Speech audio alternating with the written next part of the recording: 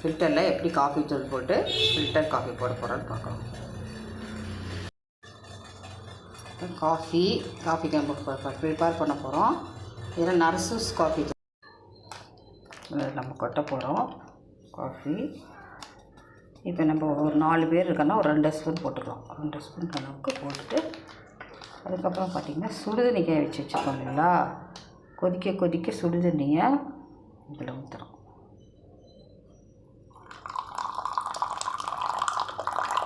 கொஞ்சம் ஊற்றிட்டு அப்படியே வச்சிடணும்.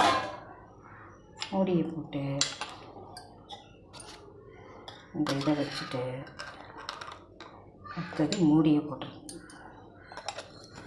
கொஞ்சம் நேரம் அப்படியே வச்சிடலாம். அதுக்கப்புறம் பால் காய்ச்சிட்டு எப்படி மிக்ஸ் பண்ணுறதுன்னு சொல்கிறேன். எல்லாம் என்ஹான்ஸ்ட் ஆகும்னா சிறிதளவு 1 ஸ்பூன் சர்க்கரை மட்டும் இதோட போட்டுடணும். 1 ஸ்பூன் சர்க்கரை போட்டுட்டு நம்ம கலந்து வச்சிட்டோம்னா போதும். நல்லா கலர் என்ஹான்ஸ்ட் ஆகிடும். இப்போ பால்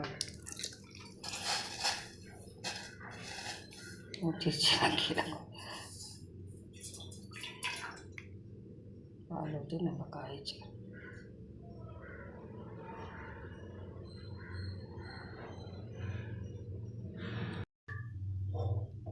பால் காய்ச்சிச்சு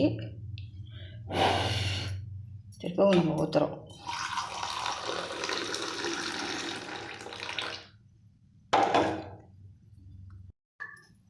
பார்த்திங்கன்னா ஃபில்டர் ரெடி ஆகிருக்கும் பாருங்க, எல்லாம் இறங்கிடுச்சு. இப்போ நம்ம திருப்பி இந்த காஃபியை மட்டும் எடுத்து இதில் மிக்ஸ் பண்ண போகிறோம். நல்லா ஸ்ட்ராங்காக இருக்குது. ஸ்ட்ராங்கான ஃபில்டர் காஃபி. நம்ம இதை ஒரு ஆற்றி பார்க்கலாம்.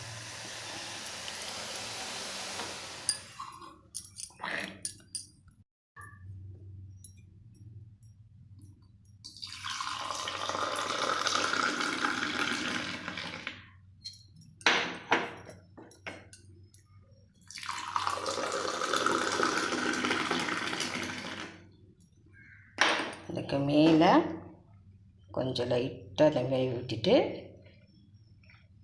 நம்ம இதை எடுத்துகிட்டு போய் காஃபி குடிக்க போகிறோம். செஞ்சு பார்த்துட்டு சொல்லுங்கள்.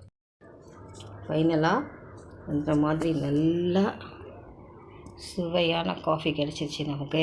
கலரில் இதை குடித்து பார்க்கலாம்.